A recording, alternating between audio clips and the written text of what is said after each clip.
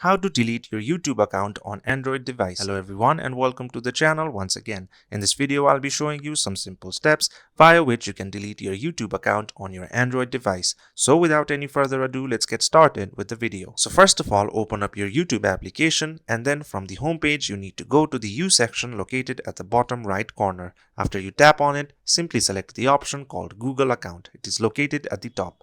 Once your Google account loads up, you need to go to the option for data and privacy. After that, scroll down until you find the option for content saved from Google services. After that, you'll be greeted by this page where you need to select the option for delete a service. You'll be redirected once again where you have to press the option for delete a Google service once again.